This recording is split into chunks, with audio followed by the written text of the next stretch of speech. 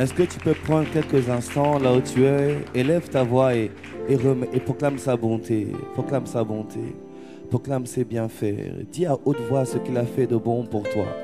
Dis à haute voix la bonté de Dieu. Dis à haute voix comment, Seigneur, merci, tu as veillé sur moi. Merci, tu as pris soin de moi. Merci, tu as pris soin de ma famille, de mes enfants, de mes proches, de mes parents. Dis-le à haute voix, dis-le à haute voix ce matin.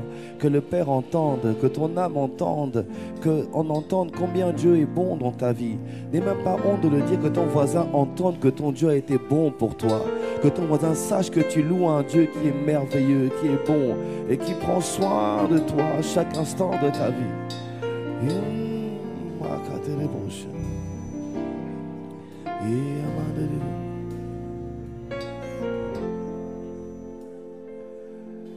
Ta fidélité est grande. Ta fidélité est incomparable.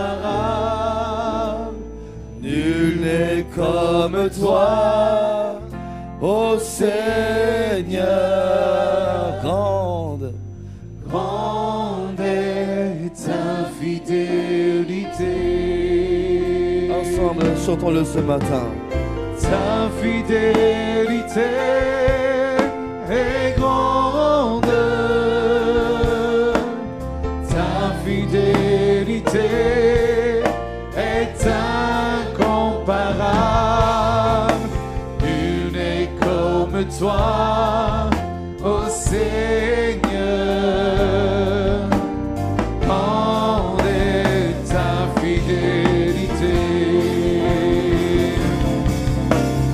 Ta fidélité est grande. Ta fidélité est incomparable. Non, nul n'est comme toi. Nous avons essayé. Nous avons essayé. Mais grande est ta fidélité. Quelqu'un veut le crier ce matin, les mains levées. Ta fidélité est grande. Ta fidélité à notre égard est incomparable. Qui est comme toi? Qui est comme toi, ô Seigneur. Je veux le chanter. Grande est ta fidélité. Y a-t-il quelqu'un avec nous ce matin pour s'écrier? Ta fidélité est grande. Elle n'a point d'égal. Ta fidélité incomparable. Comment tu es amour, comment tu es bon, comment tu es fidèle. Comme toi, oh Seigneur. Ce matin je veux dire, grande est ta fidélité. Une dernière fois, de tout ton cœur. Ta fidélité, oh Dieu, est grande. Partout où je suis passé, je suis un appui. Ta présence, ton bâton m'a toujours assuré. Nul n'est comme toi, oh Seigneur. Grande est ta fidélité. Grande est ta fidélité. Grande est ta fidélité. Grande est ta fidélité. Grande est ta fidélité. Oh, roi des rois, Dieu fidèle. Tu es l'éternel Dieu puissant. À toi seul soit la louange. Tu es l'éternel Dieu. Reçois nos acclamations, notre louange. Tu es digne de louange. Loué, loué, loué soit l'Éternel.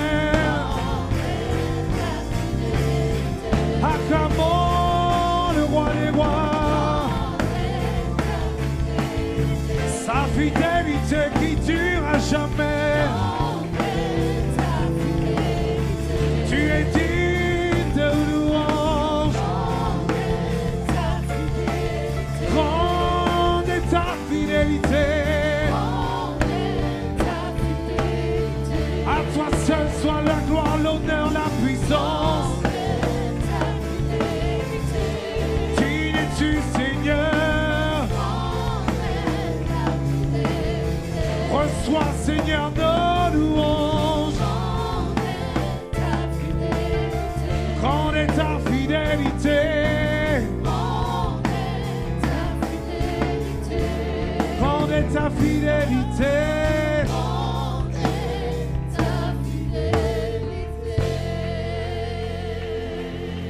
Alléluia.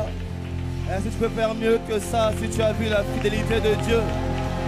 Est-ce que tu peux faire mieux que ça si tu as vu la fidélité, la bonté, l'amour, la grandeur? Il y a quelqu'un qui est encore en réserve ce matin, ne garde rien. Libère tout. Libère tout, acclame-le et pousse les cris de gratitude, de joie, d'amour. Parce que grande est sa fidélité et grande sera sa fidélité encore cette semaine et ce matin. Alléluia. Merveilleux Seigneur, merveilleux Dieu, merveilleux Roi, merveilleux Rocher, merveilleux Dieu. Nul n'est comparable à toi, nul n'est semblable à toi, nul n'est bon comme tu es bon. Oh mon Dieu, moi ou bon, bon Dieu, moi ou bon, mon Dieu ou bon ou fidèle, ou sans pareil. Oh yamarele bosha, le babosa katiri di boshia, le babosa tari di bosa. Vous méritez toute gloire, toute louange, acclamation. C'est pour bon Dieu et moi. Alléluia, katari bosa. Alléluia. Ou sans pareil, ou fidèle, ou fidèle, oh Maya Kate, le babosa, yeah.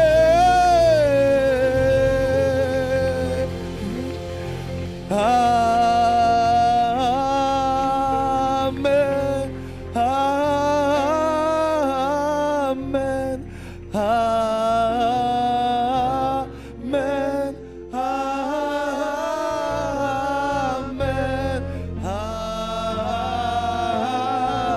amen. Au fidèle, au fidèle, amen.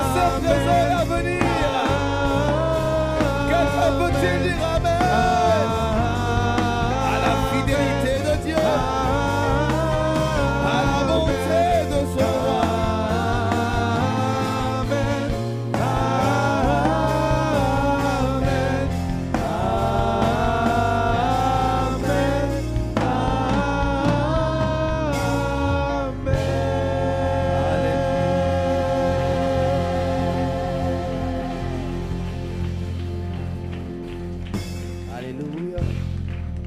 Seigneur, ce matin, saluons ta fidélité et ta bonté.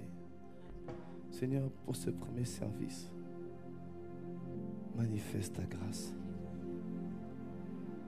manifeste ta fidélité. Ce matin, réponds au cri de quelqu'un. Ce matin, secours quelqu'un. Ce matin, affranchis quelqu'un. Matin, communique un réma pour susciter la foi chez quelqu'un. Ce matin, apporte une réponse à une vie qui attend. Ce matin, que ta grâce opère en ce lieu. Que ta puissance opère en ce lieu. Seigneur, je te demande une onction particulière pour ce premier service. Seigneur, je te demande une onction spéciale pour ce premier service.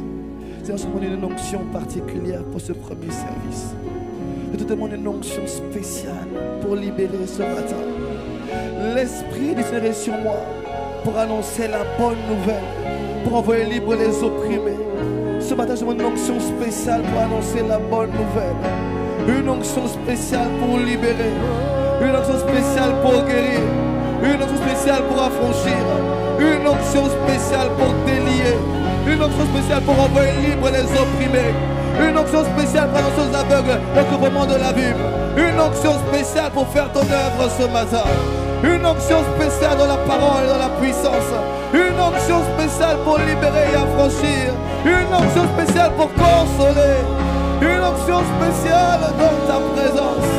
Libère-la sur nos vies. Et Kalibosa.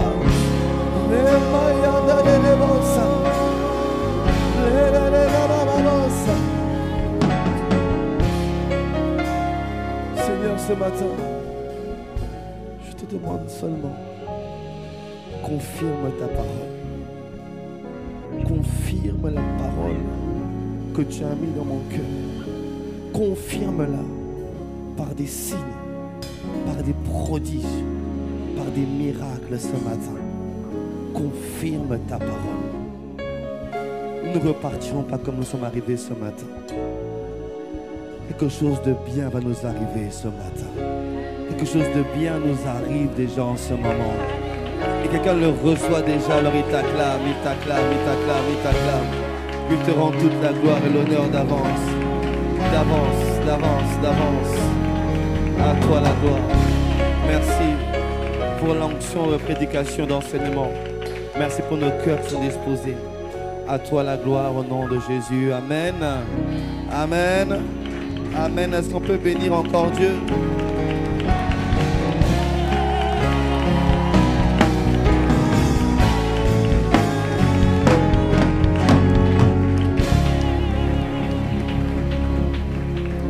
Alléluia.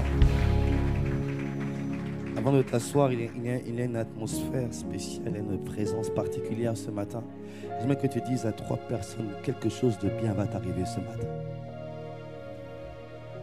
Quelque chose de bien va t'arriver ce matin. J'aimerais que tu dises à une autre personne, ce matin, reçois ton réma pour augmenter ta foi. Ce matin, reçois ton réma.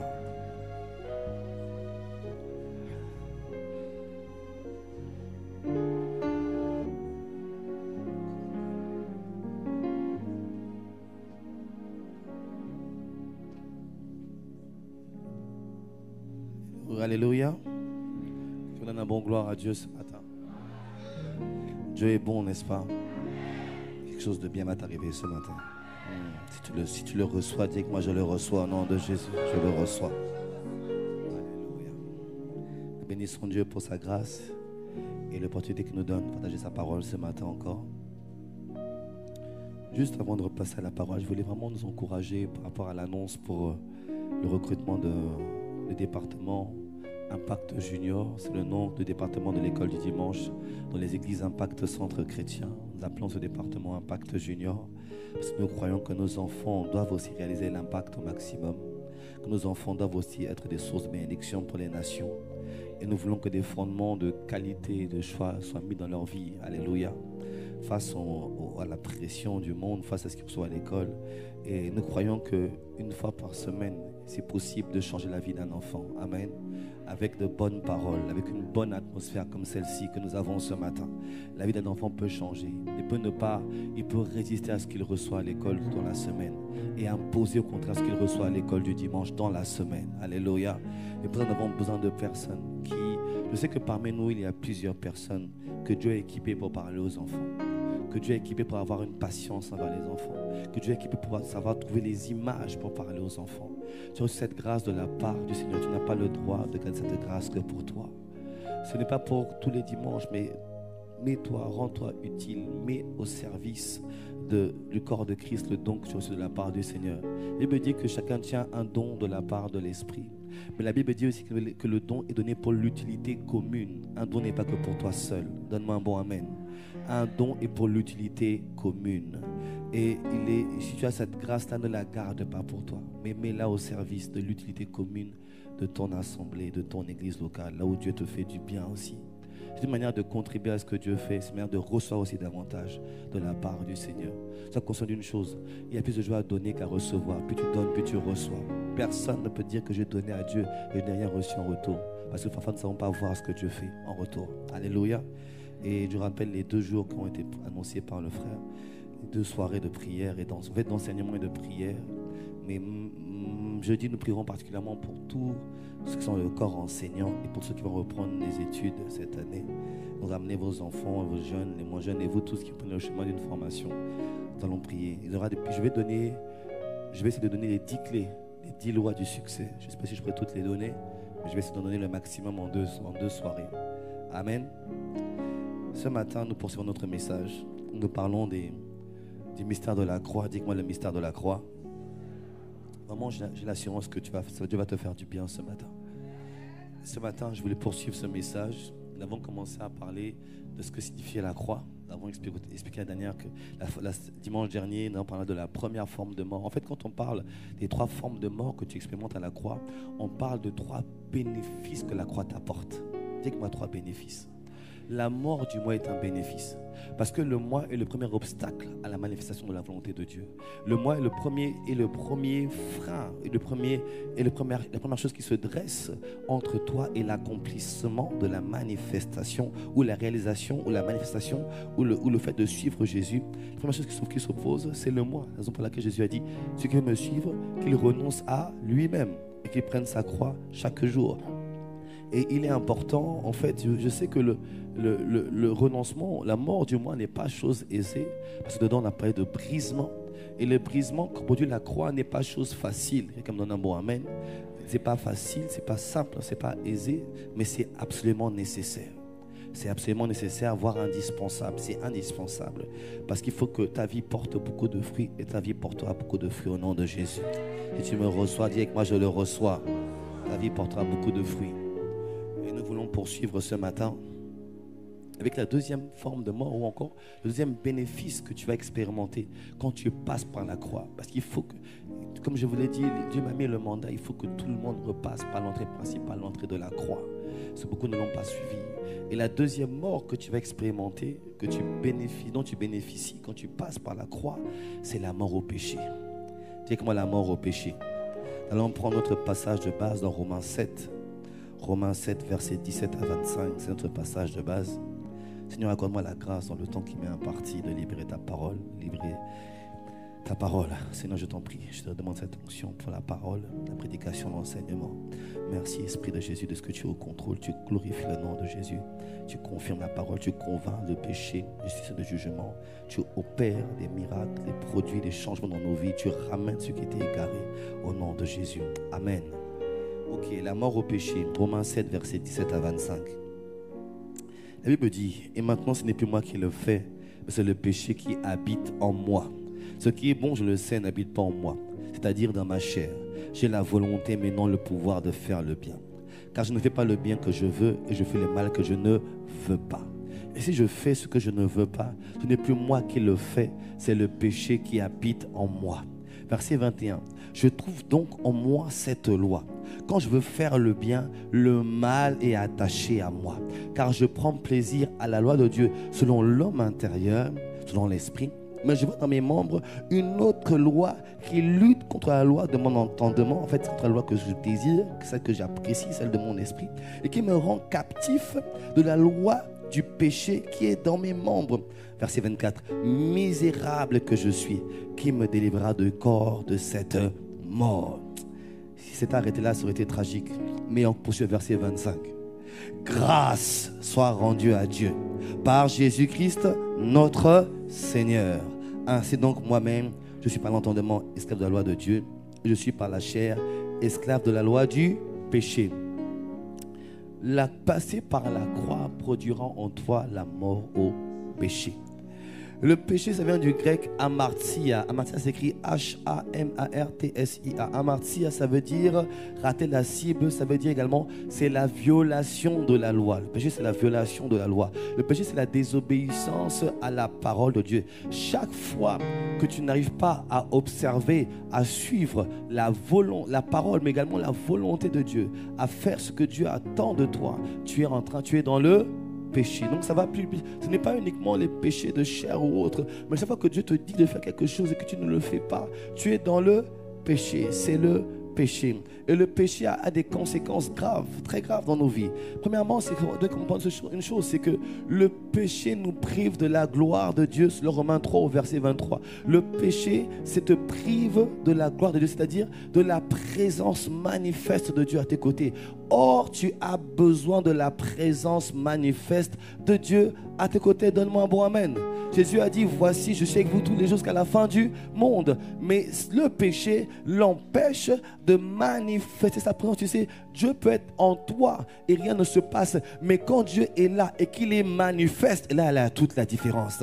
Là, il y a la grâce, là, il y a le témoignage, là, il y a la puissance. Là, il y a tout qui se passe. Pourquoi? Sa présence est manifeste. Si tu l'as, donne-moi un bon amen, s'il te plaît. Et c'est ce que nous voulons. Et il dit que là où 2, 3 sont assemblés, il est là. Nous bénissons le Seigneur qu'il soit là. Mais nous voulons le voir agir. Nous voulons le voir en mouvement. Nous voulons le voir à l'œuvre. Nous voulons le voir menacer l'ennemi. Nous voulons le voir étendre sa main sur nos corps, sur nos âmes, sur nos vies. Nous voulons le voir opérer des prodiges dans nos vies et au travers de nos vies. Si c'est ton cas, donne-moi un bon amen. C'est ce que nous voulons. Nous ne voulons pas nous contenter de le voir, savoir être là. Non, Seigneur, nous voulons que tu sois là et que manifeste ta présence au milieu de nous. Alléluia. Et c'est ce que, le péché est comme cette chose qui vient neutraliser la présence de Dieu, qui vient empêcher la manifestation tangible, palpable de la présence de Dieu dans chaque réunion que nous avons. Quand tu pries seul à la maison, quand tu pries à 2, à 3 ou à l'église, à chaque fois que nous nous rassemblons, il faut qu'il y ait une chose qui se passe. La présence de Dieu n'a jamais laissé quelqu'un indifférent. Quand tu pries, que tu ressors pareil, tu n'as pas rentré la présence de Dieu. La présence de Dieu n'a jamais laissé quelqu'un indifférent. Si c'est indifférent, c'est que cette présence n'a pas été manifeste. Pourquoi? Souvent à cause du péché. Le péché a une autre conséquence grave, c'est qu'il bloque l'exaucement de nos prières. Il bloque l'exaucement de nos prières.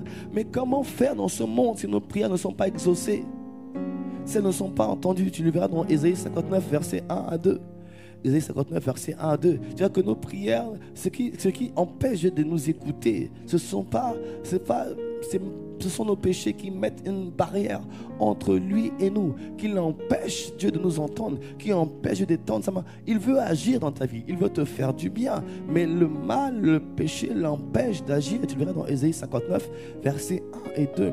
Et une troisième conséquence qui est dramatique, celle-là, et comme les autres d'ailleurs, tu me diras, c'est que le péché, c'est la porte ouverte de Satan à ta vie. Jésus pouvait dire, il n'a rien en moi parce que je n'avais pas pris le péché encore. Mais dès l'instant où tu as quelque chose qui lui a pas... Parce que le péché, ça veut dire la désobéissance à la loi de Dieu. Et le premier à avoir désobéi à Dieu, c'est Satan. C'est le premier qui a désobéi à la loi de Dieu, qui a violé la loi de Dieu. Donc, à chaque fois que quelqu'un viole la loi de Dieu, il est en train de dire, Satan, toi et moi, nous partageons la même nature. Et si je partage la même nature que toi, tu as le droit de venir chez moi. Et le péché est la porte ouverte au royaume des ténèbres dans ta vie. Il accède à ta vie à cause du péché. Il faut être libéré de l'emprise du péché. Donne-moi un bon amen. Donne-moi un bon amen. Et tu vois, là, dans le passage de notre passage de référence, l'apôtre Paul parle d'une réalité difficile pour plusieurs parmi nous. Cette réalité où nous luttons avec le péché, où nous n'aimons pas le péché, nous n'aimons pas être colériques, nous n'aimons pas être amers, nous n'aimons pas être dans l'impunité, dans l'impudicité, nous n'aimons pas en vouloir, nous n'aimons pas ces choses-là, nous n'aimons pas avoir peur, nous n'aimons pas trembler, nous n'aimons pas nous n'aimons pas tromper, nous n'aimons pas mentir, nous ne prenons pas plaisir à cela, mais malgré tous tes efforts, tu te retrouves à recommencer les mêmes péchés. Il parle de cette réalité que vivent plusieurs parmi nous, où tu arrives à tenir quelques jours, où tu dis, non, quand ça arrive, tu dis, non, cette fois-ci, assez, c'est assez. Je ne retomberai plus. Satan, arrière de moi. Et tu te bats et tu tiens 1 jour, 2 jours, 3 jours. Et une semaine après, tu retombes dans le même péché. Tu retombes dans le même problème. Tu retombes dans la même bataille. Tu la perds encore. Et ce qui se produit, et tu le sais, alors rentre la culpabilité. Tu te sens coupable. Mais comment je n'y arrive pas? Et tu commences à t'en vouloir. Et puis tu pêches, et puis tu te sens mal. Puis tu te sens mal. Et puis tu te sens coupable. C'est de ma faute. Je suis incapable de résister. Toujours je cède à la peur. Je cède à la colère, à l'impudicité, à la fornication, à la masturbation, à la pornographie. Je cède à chaque fois. Pourtant, et même cette tendance à vouloir séduire, je cède à ça, alors que je sais en moi que ce n'est pas bon. Pourquoi? Le Saint-Esprit me convainc de péché, de justice et de jugement. Et voyez-vous, ce qui est dramatique, c'est que pour plusieurs, ça devient une fatalité. Certains m'ont dit, moi j'ai rencontré des gens qui m'ont dit, moi de toute façon mon cas il est désespéré. Moi c'est comme ça, de toute façon mon cas est désespéré, vous ne pouvez rien faire pour moi. Et les gens qui me disent ça, j'ai un ami, un cousin à moi très proche, qui me dit, mais moi tu sais, moi mon cas est désespéré. Il m'appelle Bishop, il me dit mon cas est désespéré. Mais il le dit en rigolant, mais je sais qu'au fond de lui il le pense réellement. Il le dit sur le ton de la plaisanterie, mais au fond de lui il n'a pas envie de faire ça. Mais il sait qu'il n'arrivera pas à faire autrement. Et plusieurs sont comme ça, et même dans l'église, qui te disent, mais moi, je viens le dimanche à l'église, mais de toute façon, je n'y arrive pas. Voyez-vous, c'est également ce que nous l'apôtre Paul, le grand apôtre Paul. Lui-même, il partage cette vérité. Bien-aimé, Paul, on ne l'a pas trouvé dans le péché. Paul était serviteur de Dieu, mais dans la religion. Amen. Il se convertit à Jésus-Christ. Donc ça veut dire qu'il n'a pas déjà vécu une vie de péché, à part le fait d'avoir poussé au meurtre. Mais ça veut dire quelqu'un qui avait déjà une bonne moralité, donne-moi un bon amen. Il avait une bonne moralité, vu qu'il servait Dieu. C'était un des plus grands érudits de l'époque, un des plus grands serviteurs de l'époque dans le judaïsme. Et il se convertit à Jésus-Christ. Il a un puissant appel. Jésus lui parle de manière audible. Jésus apparaît et lui parle de manière audible. Bien aimé, quand Jésus te parle de manière audible, c'est que toi, destinée est grande. Alléluia. Il lui parle de manière audible. Il lui dit, je t'ai appelé à libérer les nations. Donc l'apôtre Paul, qui était déjà bien à la base, se convertit. Il entend Jésus lui apparaître et lui parler. Il a une visitation divine. Et le grand apôtre Paul dit qu'il lutte lui-même. Que j'ai des convoitises. J'ai des combats en moi. Paul, bien-aimé, Paul, le plus grand apôtre du Nouveau Testament. Quelqu'un qui était déjà un grand serviteur dans le monde. Il dit que moi aussi j'ai des luttes. Moi aussi j'ai des combats. Et que, j'ai des choses en moi auxquelles je ne prends pas plaisir. Bien-aimé, ce n'est pas mentionné, mais c'était mal. Je n'y prends pas plaisir, mais je n'y arrive pas. Bien-aimé, si c'est le cas de Paul, qu'en est-il de vous et de moi?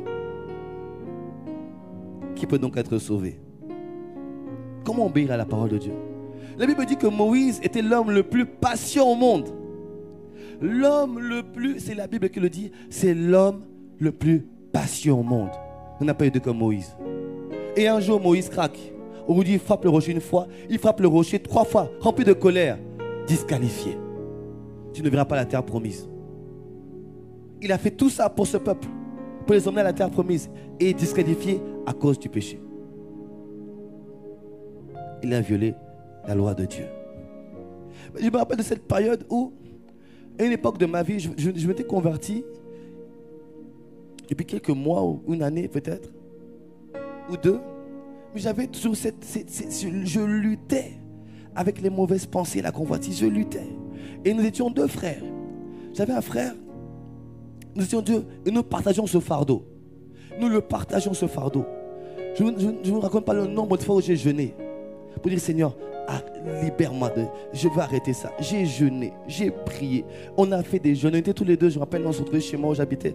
On jeûnait, on prenait des week-ends en jeûne. On faisait des 3 jours de jeûne à sec pour dire Seigneur, ce péché, je ne veux plus le commettre. Je ne veux plus avoir de mauvaises pensées. Je ne veux plus ça. Bien aimé, j'ai jeûné et je priais pour dire ça. Arrête ça, Seigneur. Ça tenait 1 semaine, 2 semaines. Et après, j'appelais mon frère. Il m'appelait le frère. Alors, tu tiens? Et toi, tu tiens? Non, j'ai chuté. Et toi, j'ai chuté. Oh. Nous devons comprendre une chose, les amis. Il n'y a personne qui, par ses propres efforts, peut avoir la victoire sur le péché. Je répète, il n'y a personne qui, par ses propres efforts, par ses propres actions, par sa sagesse, par son action, par son intelligence, par son onction, par son ministère, puisse avoir la victoire sur le péché. Personne.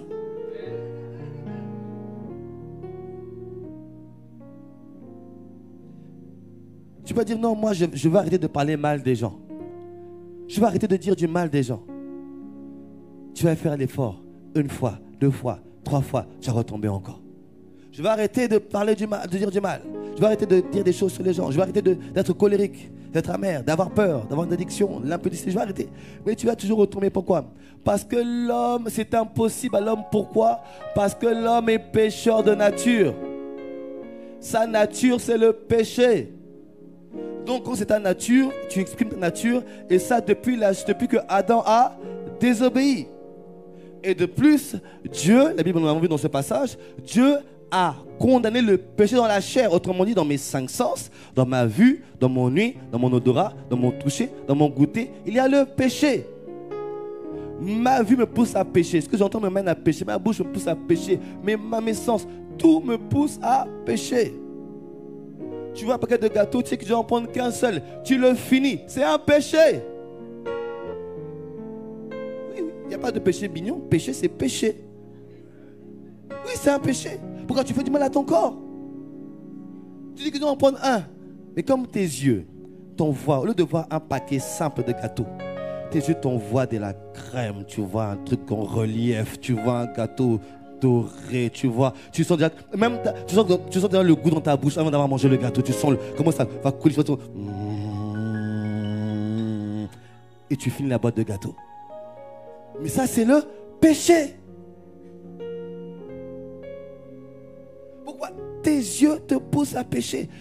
On vient te dire, un frère a fait ça. Au lieu de te dire, ah, il a fait ça, et de prier, ton oreille te dit, c'est pas ça. Et ta bouche commence à parler. Ah bon? Il a fait ça, il a dit ça. Mais tout te pousse à pécher. Mais c'est normal. Le péché est à l'intérieur. Donc, il n'y a aucun homme qui, par ses propres efforts, puisse vaincre le péché. Et c'est le problème de la religion. C'est pour ça que je n'aime pas la religion. Je hais la religion. Pourquoi? Parce que la religion t'expose ton péché, mais t'amène aucune solution pour ton péché. On va te dire, va, fais 5 prières par jour. On va te dire, récite ton chapelet. Fais ton rosaire. Va faire le pèlerinage à l'autre endroit là.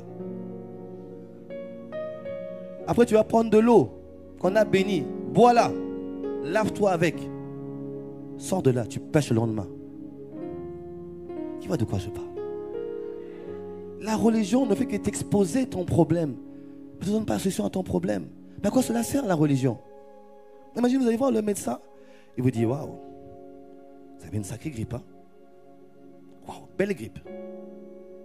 De type H1N1. Waouh. Bravo. Bon courage. Ça, c'est la religion. On dit, j'ai une belle grippe. On te dit, bon courage. Allez-y, tenez bon, ça va aller. Ça, c'est ce que fait la religion. Nous ne sommes pas dans une religion. Nous ne sommes pas dans une religion. Nous avons rencontré une personne appelée Jésus-Christ de Nazareth. Et cette personne appelée Jésus de Nazareth n'est pas seulement là pour exposer le péché, Mais quand Jean l'a vu, Jean a dit, voici l'agneau de Dieu qui ôte le péché du monde. Alléluia. Est-ce qu'on peut acclamer Jésus, notre Seigneur et notre Sauveur? Alléluia. Bien-aimé, il n'y a aucun homme qui puisse vaincre le péché et le problème de l'humanité. Notre problème, c'est le péché. L'homme est à l'image de Dieu, mais le péché l'a défiguré. Je me suis même rendu compte que les gens qui font du mal ne prennent pas plaisir à faire le mal. Il y avait cette histoire qui est arrivée, je crois, il y a 4-5 ans, à Cleveland, aux États-Unis, où un homme a séquestré 3 femmes pendant 11 ans. Qui se connaît cette histoire? Il s'appelait, je ne sais plus, Lavano hispanique. Qui connaît cette histoire? Il y a 5 ans, on l'a attrapé il y a 5 ans. Pendant 11 ans, il a séquestré 3 femmes. Il a même fait des enfants à plusieurs. Et certains, il a tué leurs enfants.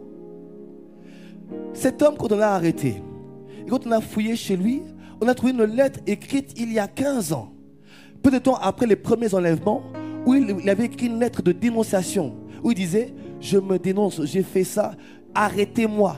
La lettre, il n'a jamais envoyé la lettre. Qu'est-ce que ça veut dire? Ça veut dire que même dans ce qu'il faisait de pire, il était conscient que ce mal n'était pas bien ce qu'il faisait. Et que lui-même, il voulait arrêter ça. Mais la convoitise a été plus forte, il n'a pas envoyé la lettre. C'est ce que je veux te dire. C'est que même les gens les plus mauvais que tu connais, au fond d'eux, ne prennent pas plaisir à cela. Mais il y a en eux une force, comme dit Paul, qui les pousse et qui les maîtrise, qui les pousse à faire le mal. Et c'est le cas de beaucoup, de plusieurs dans l'église. Mais Paul dit, grâce soit rendue par Jésus-Christ, à Dieu par Jésus-Christ, notre Seigneur. Non seulement il a révélé le péché, mais il a vaincu le péché. Il a ôté le péché du monde. Il a enlevé ce qui bloquait les hommes. Il a enlevé ce qui nous paralysait. Il a enlevé ce qui nous privait de la gloire de Dieu. Il a retiré. Il a vaincu. Comment? Par son œuvre achevée à la croix. Bien-aimé, la croix. L'œuvre achevée de Christ à la croix. Et bien-aimé, tu sais, je vois ce que je te dis, que Pierre ne soit pas passé par la croix. Il n'y a rien à rajouter à la croix. La croix est parfaite elle-même. Elle est parfaitement bon, amen. La croix est parfaite. Regardez ce qu'il dit dans Jean 19:30.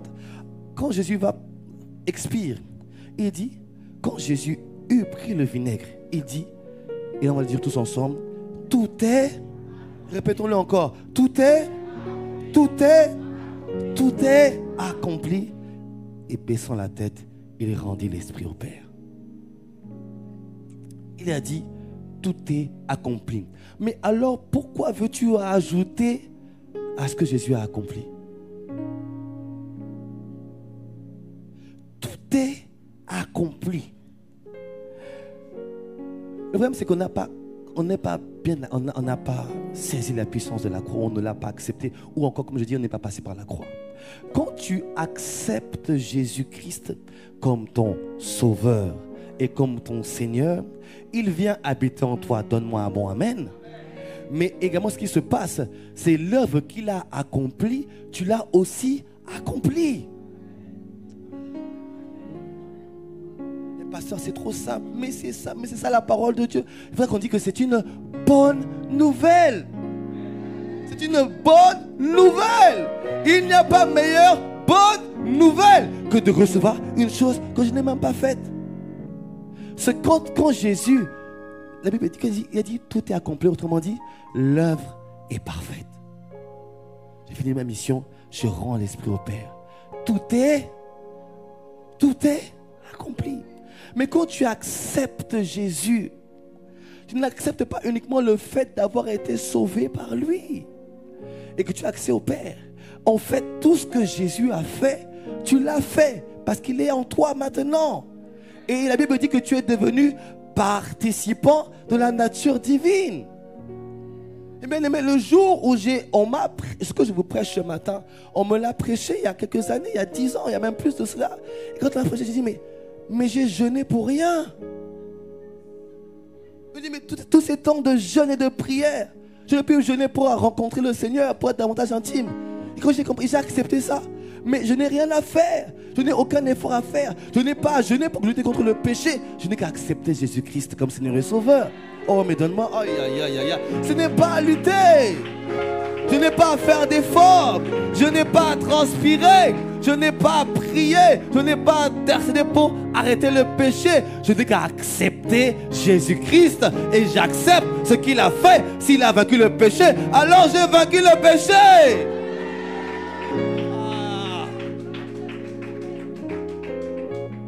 Mais et cela sans aucun effort. Je regarde, je vois tes regards. Et ton regard dit, c'est trop facile, pasteur. Regarde ton voisin. Il dit, oui, je vois, c'est ce regard-là, c'est ce regard-là. C'est trop facile. Tu sais pourquoi tu penses ça? Parce que le monde nous a moulés. Le monde nous a moulés. Tu dois faire des efforts pour avoir la moindre chose. Tout est transpiration. C'est vrai que la Bible dit, tu gagneras ton pain à la sueur de ton front. C'est ce que Jésus a dit à Adam. C'est ce que, Dieu a dit à Adam. Mais toi, ton référentiel, je te le répète, ce n'est pas Adam, c'est Jésus-Christ de Nazareth.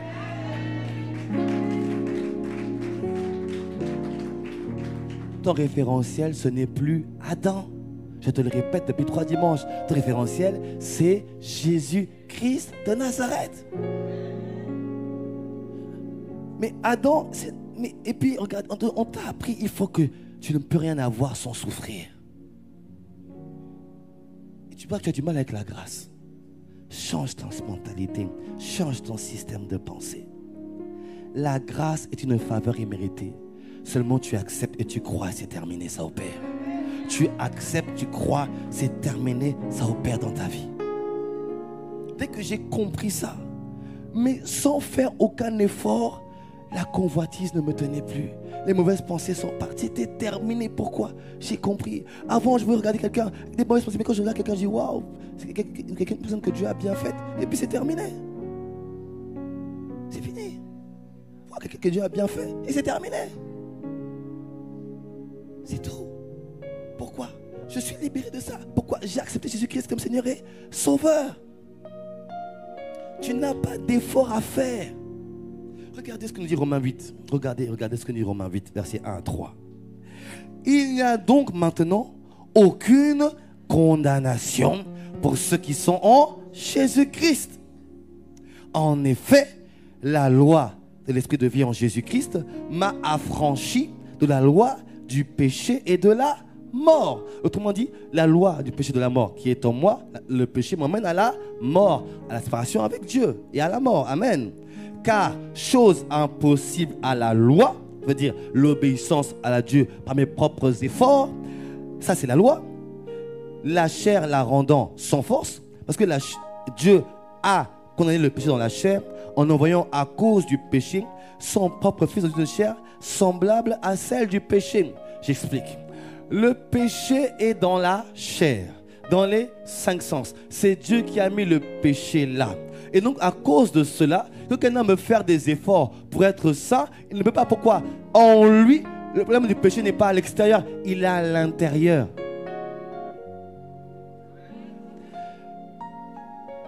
Le péché, alors je vais t'expliquer. Le péché, ce n'est pas Satan qui l'emmène. Satan le révèle chez toi. Satan n'emmène pas le péché chez toi. Pourquoi? Le péché est déjà en toi, dans la chair, dans les 5 sens. Donc, Satan n'amène pas le péché. Qu'est-ce qu'il fait? Il attise le péché qui est en toi. Est-ce que tu me suis? Je me suis lève la main, dis je reçois. Est-ce que tu me suis? Dis mais je te suis. Le péché n'est pas dehors. Le péché n'est pas à l'extérieur. Il est condamné à l'intérieur par Dieu lui-même. Donc, quand Satan arrive, Satan n'amène pas le péché chez moi. Satan vient susciter le péché chez moi. il t'emmène à parler mal, il t'emmène à convoiter, il t'emmène à haïr, il t'emmène à tomber dans la pornographie. Et dès qu'il a fait ça, tu le fais, il rentre chez toi. Parce qu'en fait, c'est déjà en toi. Le péché ne vient pas de l'extérieur, il vient de l'intérieur.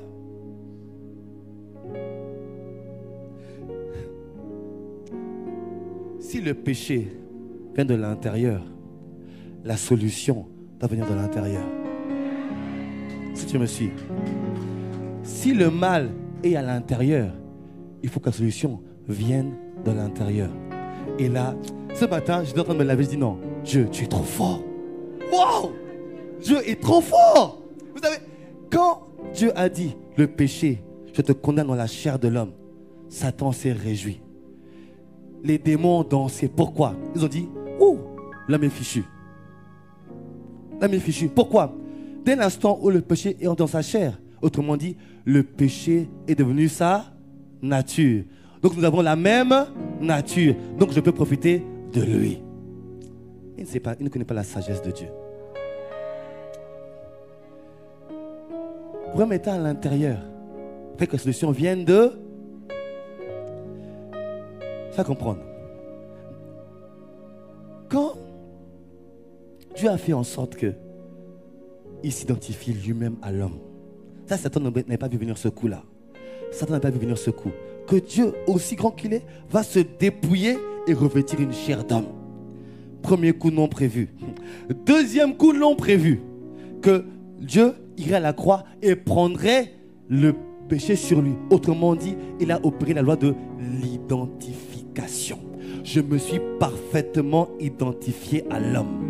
Et avec ça, il va à la croix et il remporte la victoire sur le péché. Alors, à cause de la loi de l'identification, tout homme qui va s'identifier à Jésus, l'homme qui a vaincu le péché, deviendra aussi vainqueur sur le péché. Hey! Hey! Hey! Et ce coup-là, il ne l'a pas vu venir. J'aime le Seigneur. Ce matin, je me lavais comme ça. Oh Dieu. Pourquoi? Je comprenais tellement comment Dieu avait été sage. Satan disait que waouh, tu l'as condamné, c'est bon pour moi. Non, j'ai prévu un coup que tu ne vas pas voir, Satan. Je vais moi-même m'identifier à l'homme, afin que l'homme s'identifie à moi. Le problème est à l'intérieur. La solution doit venir de l'intérieur. Quand un esprit rentre dans un homme, bien aimé, je vais te donner le secret de la sanctification. Je te donne le secret de la sanctification. Quand un esprit méchant rentre dans la vie d'un homme, il manifeste sa nature. Si tu me suis. Quand un esprit de peur rentre chez quelqu'un, il manifeste la peur chez la personne. L'angoisse, la dépression et la manifestation d'un esprit qui est à l'intérieur. Quand quelqu'un est dans la séduction, c'est la manifestation d'un esprit de séduction qui est à l'intérieur. Quand quelqu'un est dans, vous savez, l'esprit de sorcellerie, quand il vient chez quelqu'un, qu'est-ce qu'il fait? Tu vois, les personnes qui ont toujours envie de contrôler les autres. Quelqu'un qui a toujours envie de contrôler, d'avoir la maîtrise des autres. C'est la manifestation de l'esprit de sorcellerie. L'esprit de sorcellerie, son but c'est de contrôler et de manipuler les autres. Donc quand quelqu'un qui est comme ça, c'est l'expression de l'esprit de sorcellerie qui est à l'intérieur de lui. Quand quelqu'un est dans l'impudicité chronique, c'est la manifestation d'un esprit impur ou d'impudicité qui est à l'intérieur de lui. Pourquoi? Quand un esprit rentre dans un corps, son but c'est d'exprimer sa nature. Un esprit méchant exprime sa nature à l'intérieur de l'homme chez qui il est rentré. C'est pour ça que Jésus dit, quand Jésus priait pour les sourds et muets, il chassait les esprits sourds et muets. Et ils ont retrouvé la parole et l'audition. Pourquoi? L'esprit sourd et muet manifestait le mutisme et la surdité. Si tu me suis, dis que moi je te suis. Dis que moi je te suis. Lève la main, dis je te suis. Ça, c'est l'effet de l'esprit. C'est ce que l'esprit fait à l'intérieur de toi. Parce que quand l'esprit méchant rentre en toi, il manifeste sa nature. Voici le secret de la sanctification. Quand un esprit rentre, il manifeste sa nature. Quand tu reçois, quand tu fais de Jésus-Christ ton Seigneur et ton Sauveur, il vient habiter en toi. Mais deuxième chose, il nettoie ton corps par son sang. Et ensuite, le Saint-Esprit vient habiter en toi.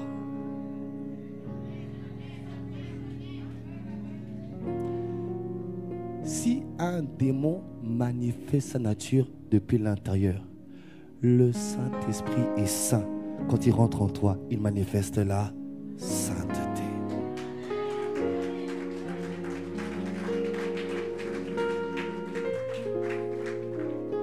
Tu regardes, me dit, mais je l'ai reçu, je ne comprends pas. Mais c'est aussi simple que ça. Pourquoi aujourd'hui je peux vivre sans tomber dans le péché? Parce que ma nature, il y avait en moi une nature du péché. Mais j'ai reçu en moi par Jésus-Christ une seconde nature plus forte que la première nature. La loi de l'esprit de vie en Jésus-Christ. Le Saint-Esprit vient habiter en moi. Il manifeste la sainteté. Comment être saint? Recevoir celui qui est saint, le Saint-Esprit. Quelqu'un me dit, mais pasteur, ok, j'entends vos pensées là. Pasteur, tu es bien gentil, pasteur Freddy. Tu es bien mignon, je t'aime bien toi. Mais moi, ça fait 10 ans que je suis converti. Moi, ça fait 15 ans que je suis converti. Moi, ça fait 6 mois que je suis converti. Moi, je suis converti depuis l'amiral Robert. Et malgré ça, tu me dis ces choses-là. J'entends. J'ai accepté Jésus-Christ. J'ai accepté Jésus-Christ. Et pourtant, si je lutte avec le péché, j'ai du mal à ne pas parler du mal, à dire du mal des gens. J'ai du mal à ne pas critiquer. J'ai du mal à ne pas avoir peur. J'ai du mal à ne pas me mettre en colère. J'ai du mal à ne pas céder à la convoitise. J'ai du mal à ne pas céder à la publicité. J'ai du mal à ne pas en vouloir aux gens. J'ai du mal à ne pas me mettre en colère. J'ai du mal à ne pas être jaloux. J'ai du mal. Là, tu me dis que je suis que le Saint-Esprit vient en moi. Mais j'ai le Saint-Esprit en moi, pasteur Freddy.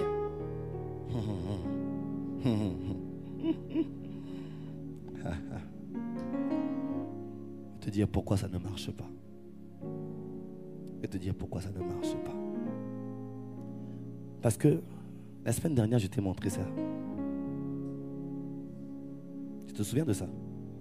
Vous en souvenez de ça? C'est pour ça que ça ne marche pas. Première chose, beaucoup ont accepté le Sauveur, mais ont rejeté le Seigneur. Ça ne marchera pas. Parce que c'est un package complet. Je reviens à ça. Tu as voulu le Sauveur? Donne-moi la paix, donne-moi la santé, donne-moi le travail, donne-moi des enfants, donne-moi un mariage, fais-moi progresser dans mes études, dans mes affaires, etc. Mais je ne veux pas que tu sois mon Seigneur. Parce que le Seigneur, non seulement c'est celui à qui tu obéis, mais c'est également celui qui est le premier dans ta vie. Si il est le Seigneur, il doit être le centre de ta vie. Mais la vérité est la suivante. Soyons honnêtes avec nous-mêmes. Jésus n'est pas le centre de nos vies. Oui, soyons honnêtes. Jésus n'est pas le centre de nos vies. La preuve, ta première pensée au réveil, est-ce que c'est Jésus? C'est ton smartphone.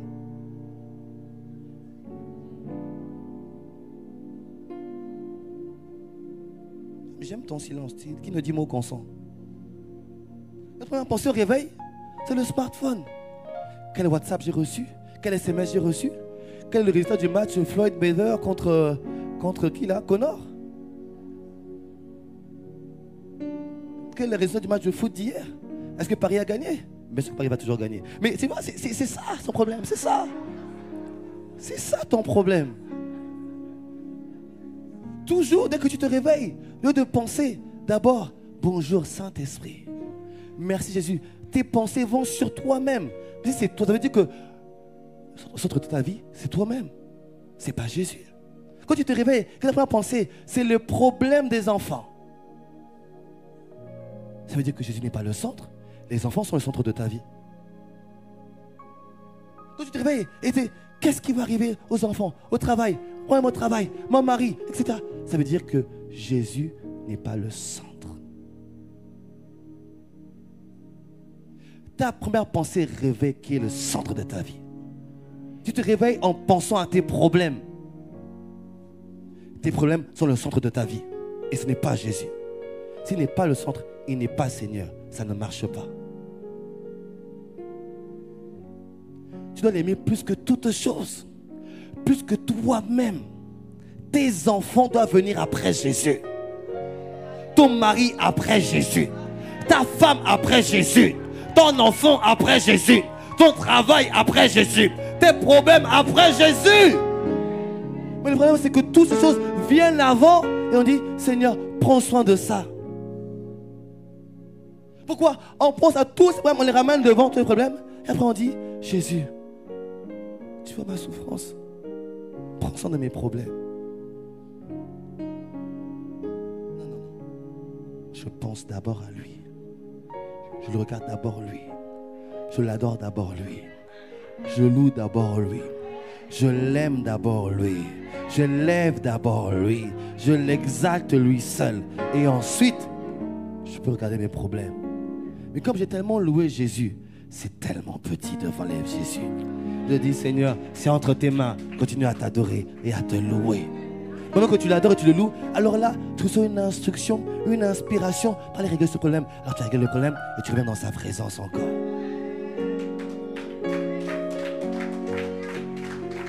Notre problème, c'est qu'il n'est que notre sauveur. Il n'est pas notre Seigneur. Nous voulons mener nos vies comme nous l'entendons et après on veut qu'il agisse. Bien-aimé, quand Jésus est à la première place dans ta vie, ce qu'il a apporté, ce qu'il a fait, devient également la première place dans ta vie. Il a sans effort. Si tu le regardes, une femme vient, tu la regardes, elle est jolie, c'est terminé. C'est terminé. Les mauvaises pensées veulent venir, tu dis, mais moi je ne pense pas comme ça, c'est terminé.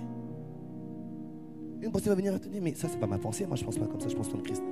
Elle s'en va. Et je t'assure, bien aimé, la religion nous a fait croire qu'être en Christ c'est dur. Et nous avons véhiculé ça.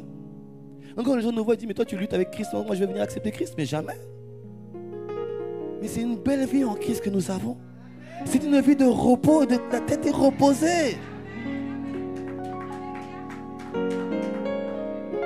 Je vous dis que je comprends pourquoi le Seigneur m'a dit, tu dois emmener toute l'église à la croix.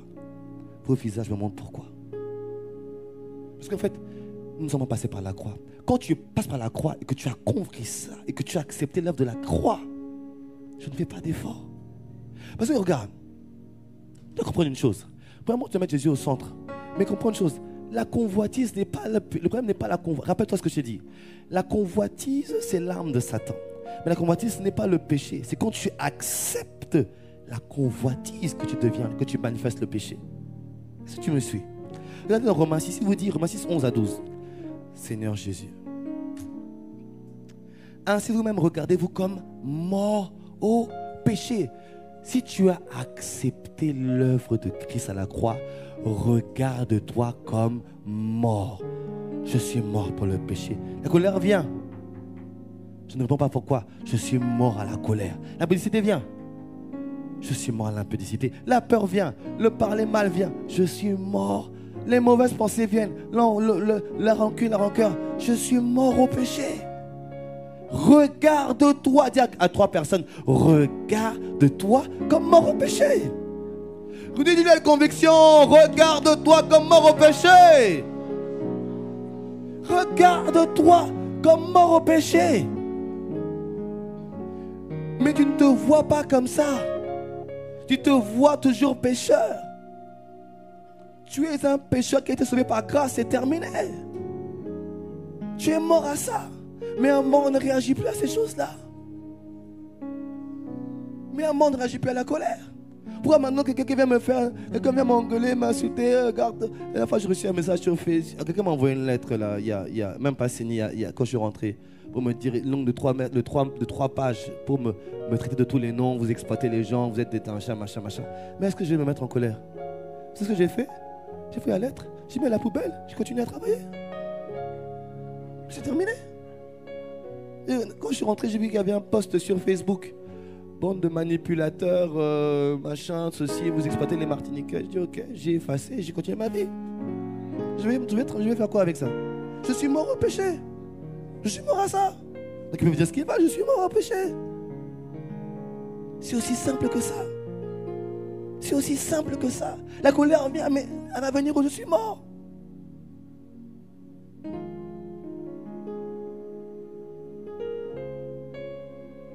L'œuvre achevée de Christ à la croix. Je n'ai rien à ajouter. J'ai juste à accepter ce qu'il a fait. Et je me repose. C'est tout. Regardez. Il dit, Romains 13, 14. Mais revêtez-vous du Seigneur Jésus-Christ et n'ayez pas soin de la chair pour en satisfaire les convoitises. Je vais lire avec vous Jacques 1, 14 à 15. Mais chacun est tenté quand il est attiré et amorcé par sa propre convoitise. Puis la convoitise lorsqu'elle a conçu, enfante le péché. Et le péché étant consommé produit la mort. J'ai une chose à faire, c'est de mettre Jésus au centre de ma vie, à la première place de ma vie. Et deuxième chose, je ne réponds plus à la convoitise. La convoitise, c'est ce que Satan vient faire pour exciter le péché qui est en moi. Quand la convoitise vient, je ne dois plus m'exposer à la convoitise. Ça veut dire quoi? Ça veut dire que, même c'était peut-être des femmes, je ne vais pas m'exposer avec des femmes seules. Je vais éviter ces choses-là. Je vais éviter de me mettre avec quelqu'un qui me pousse en colère tout le temps. Je vais éviter de me joindre à ceux qui veulent me pousser à parler mal des autres. Si j'ai un petit copain, son but est de coucher avec moi, je me sépare de lui un point, c'est tout. Et donne-moi un bon amen. C'est terminé. Une copine avait couché avec moi, c'est terminé. Je ne m'expose plus à la convoitise. Mais quand j'ai mis Jésus au centre et la convoitise de côté, je marche dans la paix. Je suis dans la paix, dans le repos. Regardez ce que Jésus a dit. Jésus a dit qu'il sait que c'est le péché qui te torture, qui te rend coupable, qui te fatigue. Il a dit, venez à moi, vous tous qui êtes fatigués. Fatigués de lutter. Fatigués de vous battre pour arrêter les choses. Fatigués de vous battre pour changer. Et chargés de mal. Venez à moi, je vous donnerai du repos.